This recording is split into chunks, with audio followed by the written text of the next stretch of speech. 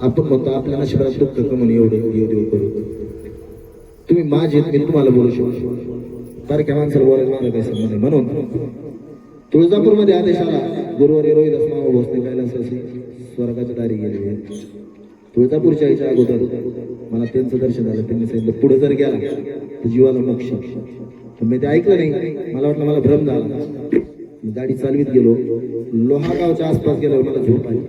मला गाडी आपली पलटी होती. म्हणून मी गाडी कॅरेजवर झोपलो पिकअप. आणि ज्याची गाडी तो गाडी चालवली. 10 मिनिटात गाडी पलटी झाली. त्याची स्टेपने माझी इथं पडली. सगळा हात गेला.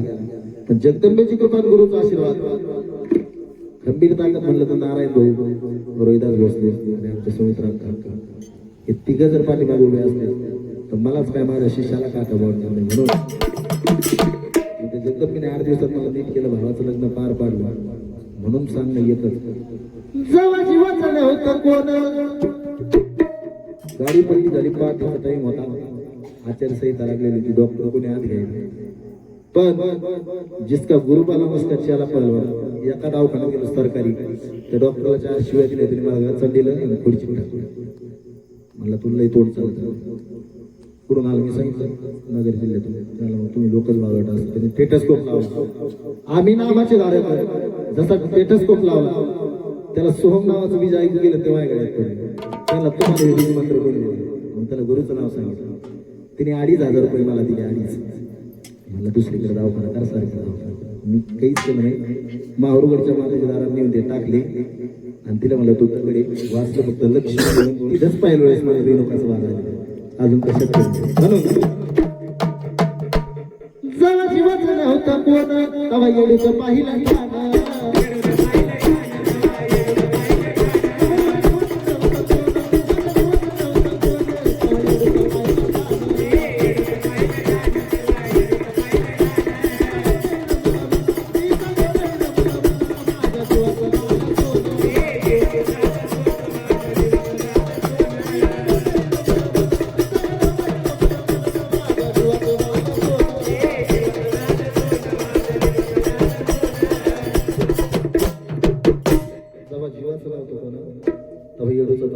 तिच्या डोंगरी रमला माझ्या जीवाचं झालं सोडून.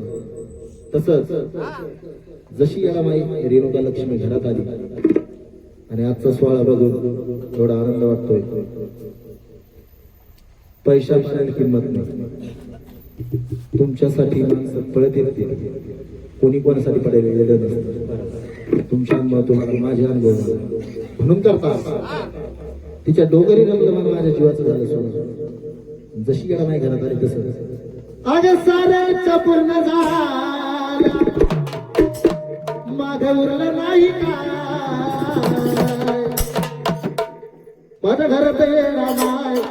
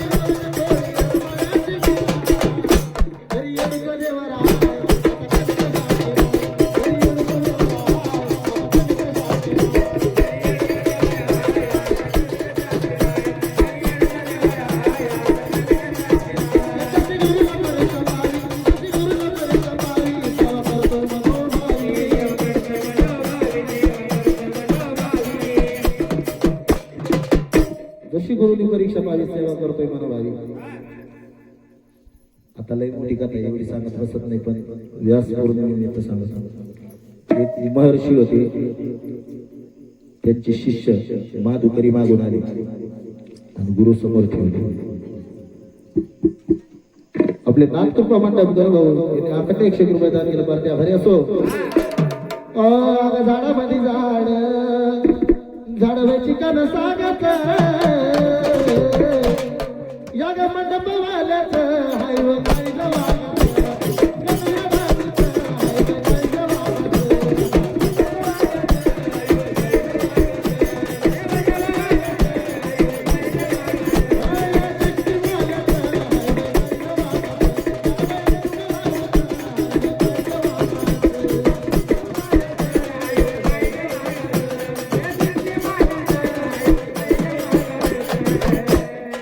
महर्षीला माधुकरी मागून आणून ती जेवली आणि थोडासा तुकडा उरला होता स्वतःला. ते मी सांगितलं हे खाऊ नको, त्यांनी ते सोडून दिलं. तो गेला गाय बांधलेली ती गायचं दूध प्यायचं. गुरुजींनी सांगितलं एकदा वासर पिऊन दे मग तू पी. वासर सगळे दूध पिऊन बस. मग त्यांनी ती तोंडाला आला फेस साठायला त्या वासराला. गुरुजींनी सांगितलं तो बी पिऊन. मग त्याला करू काय, त्यांनी तुला पाणी प्यायला मी देतो पण पलीकडे विहीर त्यात गोड वरच पाणी उडी मार आणि ती त्यांनी बी उडी मारली. श्री गुरु सारखा असता पाठी राखा, कोणी काय वाकडं करू शकत नाही म्हणून उडी मारली. संकट भगवतीला पडलं.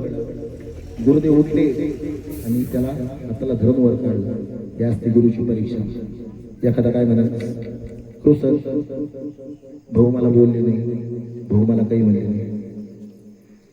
आमच्या अधिकारी तुमची परीक्षा घ्यायची.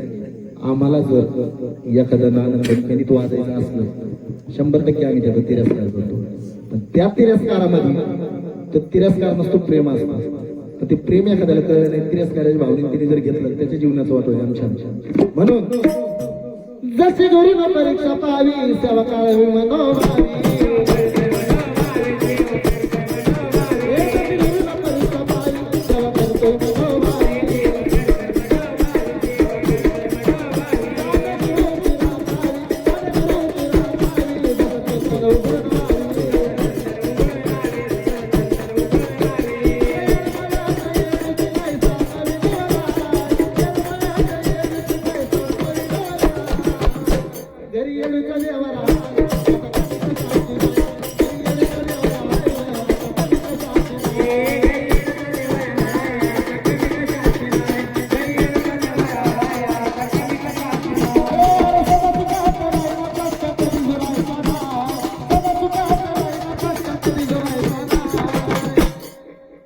तुम्ही एवढे माणसं माझ्या मागे असल्याच्या नंतर आणि तुमच्या मागे जगदंबा उभी असल्याच्या नंतर मला भीतीच काय गरज आहे.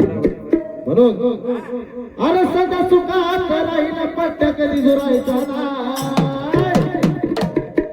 कारण माझ्या घरात आला का माझा